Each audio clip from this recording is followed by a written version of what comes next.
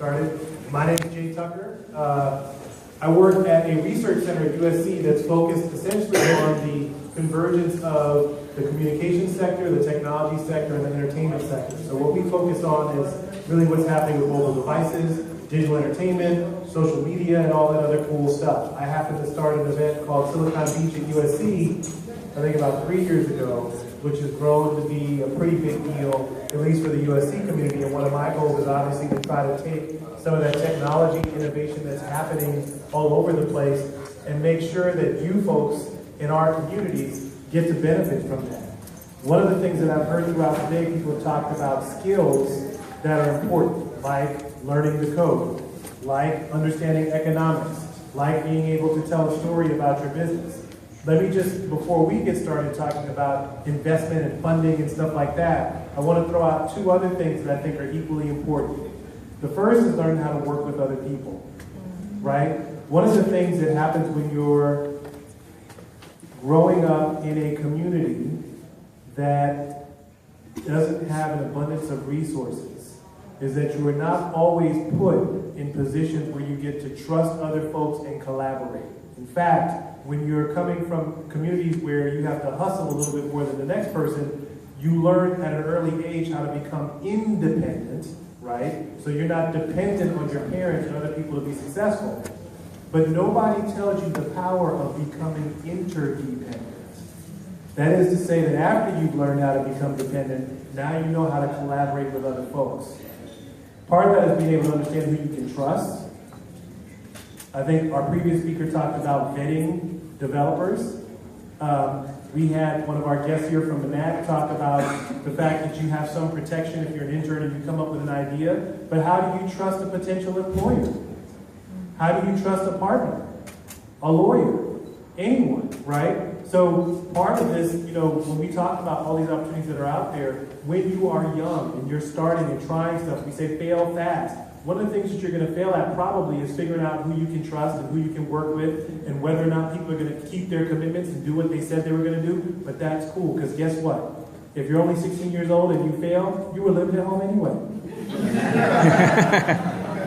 Right? The second thing, and we'll get into this I think a little bit, is about storytelling.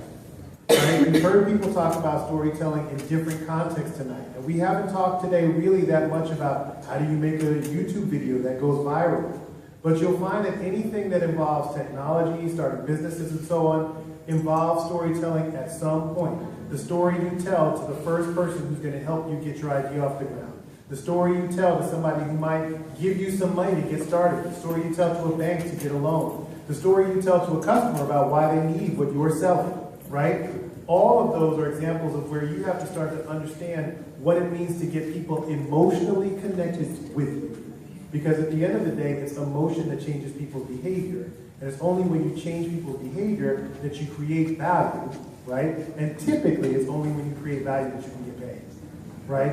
And, we hope that for a lot of you young folks out there, we're providing a different avenue that will allow you to find other opportunities to get paid that perhaps you didn't know about up until today, right? So with that in mind, I'm really blessed, actually, to have two great presenters who I'm going to allow to introduce themselves. Both of them are both entrepreneurs and investors. This last segment that we're going through, we're going to talk about money, right, and how you get it when you have an idea. But hopefully we'll talk a little bit more about, business planning and business modeling and how the money comes into play. So I'm going to let Mohamed Watt, who actually is both an investor and one of the founders of MoviePass, introduce himself, and hopefully you can tell these folks a little bit more about some of your entrepreneurial experiences and maybe what it's been like for you going out and trying to raise money for some of your ideas. Yeah, you know what, I'll keep it short because I think we should mix it up on this panel. Since it's the last one, let's just get comfortable and talk to folks. So I am a venture partner at a firm called Upfront Ventures, which is Los Angeles' largest venture capital firm. I also am a co-founder of a company called MoviePass and another company called BeLife, which is a wellness innovation company. Quickly, Upfront used to be called GRP, so any of the old school guys in town may have heard of us through that name. So GRP actually funded Starbucks and Dick's Sporting Goods and PF Chang's and several very large retail chains, and that's sort of the history of the firm.